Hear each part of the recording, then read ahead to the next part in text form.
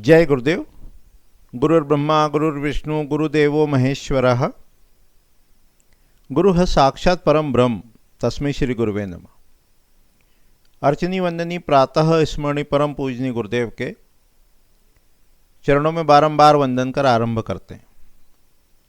सम्रांगण सूत्रधार ग्रंथ का अध्ययन चल रहा है और उसका 10वां अध्याय पुरनिवेश इसको देख रहे हैं। इसमें हमने मार्ग को देखा, पदविन्यास को थोड़ा सा समझा, विस्तार में आगे देखेंगे, और द्वार प्रतोली उसको देखा समझा जाना।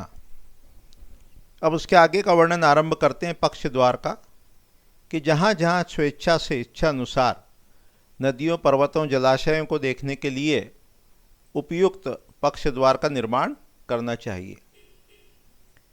उसके पश्चात नालियों का वर्णन आता है।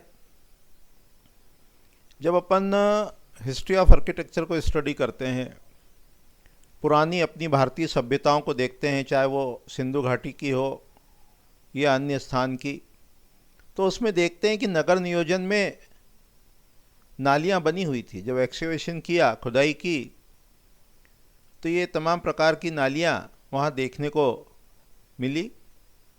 तो काय पत्थरों और लकड़ियों से आच्छादित यानी ढकी हुई नालियाँ 1 या 2 हस्त परिमाण की बनवाना चाहिए और उसमें प्रदक्षिण क्रम से जल बहना चाहिए।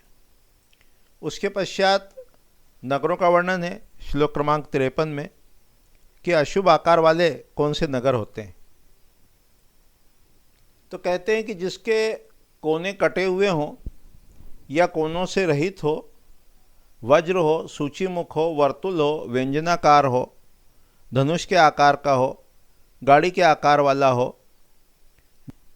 जो विद दिशा में स्थित हो, जो सर्प चक्र के आकार का हो, टाउन है, वो निंदित कहे गए, इनका उपयोग नहीं करना। उसके पश्चात श्लोक क्रमांक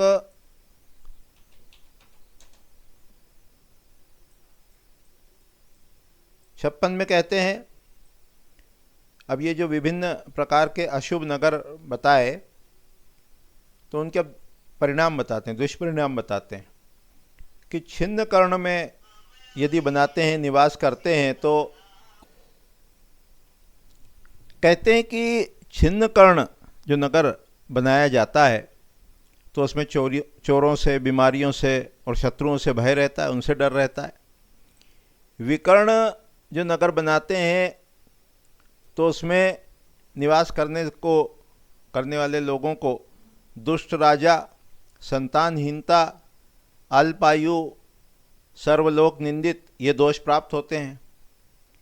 वज्र आकार के गुण बताते हुए कहते हैं कि वज्र आकृति का जब नगर बनाया जाता है, टाउन प्लानिंग की जाती है, तो उसमें जो निवास करते हैं उनको स्त्रियों से पराजय होती है, विष रोग होता है और अनेक प्रकार के भेद उसका भय रहता है। सूची मुख के गुण बताते हुए कहते हैं कि देखो, इस प्रकार का जब नगर बनाया जाए तो व्यक्ति भूख से, बीमारी से पीड़ित रहते हुए नाश को प्राप्त होते हैं।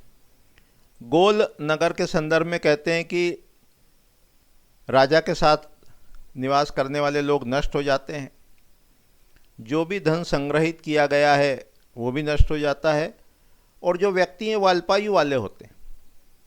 पंखे के समान आकृति में निवास करने वाले जो होते हैं वो झूठ बोलने वाले होते हैं, कम आयु के होते हैं, और आंधी तूफान का उसमें भय अधिक रहता है। और उनका जो मन है, जो उसमें निवास करते हैं, उनका मन जो है वो चंचल होता है, स्थिर नहीं होता है। धनुष की आकृति के संदर्भ में बताया कि वहाँ जो निवास करते हैं तो वो लोग दुष्चरित्र स्त्रियों से युक्त होते हैं, नपुंसक होते हैं, ये अटल सत्य। गाड़ी के समान आकार करने वाले नगर में रहने वालों को रोग, शोक, अग्नि तथा चोर का भय रहता है। जिसकी लंबाई चौड़ाई के दुगने से अधिक हो, उसमें प्रारंभ से असफलता मिलती है। ब्राह्मणों के लिए वो भयदायक है। लोगों में अपने आपस में ही स्ववर्ग और कुटुंबियों में झगड़ा होता है। पूर्ववासियों से राजा, हाथी, घोड़ों का नाश होता है, पूर्ववासियों का नाश होता है। ऐसे नगर को बलशाली शत्रु हमला करके उसका उपयोग करते हैं, अर्थात जीत लेते हैं, दूसरे के कब्जे में चला जाता है। तो जो लेंथ 1:2 से अधिक होती है तो उसके दुष्परिणाम बताए सम्रांगण सूत्रधार में। श्लोक क्रमांक 65 में कहते हैं 65 में कि जो दिग्मूढ़ नगर में निवास करता है, जिसका ओरिएंटेशन प्रॉपर नहीं है, उसमें अग्नि से जलने का डर रहता है और स्त्री के द्वारा भय उपस्थित रहता है या स्त्रियों के लिए भय उपस्थित होता है। ठीक इसी प्रकार कहते हैं जो सर्प के समान टेढ़ा मेढ़ा है, ऐसे नगर में जो लोग निवास करते हैं वो अस्त्र के, वायु के, पिशाच के, अग्नि के, भूत यक्ष आदि के भय से दुखी रहते हैं और रोगों से पीड़ित होकर नष्ट हो जाते हैं। श्लोक क्रमांक 68 में कहते हैं कि ये जो नगर के अशुभ आकार का वर्णन किया, इनमें नगर निर्माण नहीं करना चाहिए। यदि कोई प्रमाद से, असावधानी से इस प्रकार के नगर का निर्माण करता है तो वह जो नगर है, राष्ट्र है, वो भूख से, शत्रु भय से और मृत्यु से पीड़ित रहता है। अतः शास्त्रज्ञ जो स्थपति है उसको प्रयत्न पूर्वक पहले बुद्धि ने जैसा बताया, ऊपर बताया, अपनी बुद्धि से सुंदर नगर का निर्माण करना चाहिए। इसके बाद जो है वो नगर शांति का वर्णन है, उसको अपन आगामी पाठ में, इकाई में देखेंगे और अन्य विषयों को भी देखेंगे। अभी अपन ने ये देखा कि जो आकार होते हैं सम्रांगण सूत्रधार ग्रंथ के अनुसार नगर के लिए कौन कौन से आकार अशुभ बताए गए। एक पूरा का पूरा अध्याय मातृका संस्थान अध्याय है इसमें, उसमें विभिन्न आकार और उसके होने वाले परिणाम, किस प्रकार के लोगों को उसमें रहना चाहिए, उसमें भी आकार के गुण बताए। तो आज की इकाई में, आज के पाठ में अपन ने आकार के गुणों को समझा, जाना। आगामी पाठ में विषय को और आगे बढ़ाएंगे और 70 से आगे के श्लोकों को पूर्ण निवेश में देखने का, समझने का प्रयास करेंगे।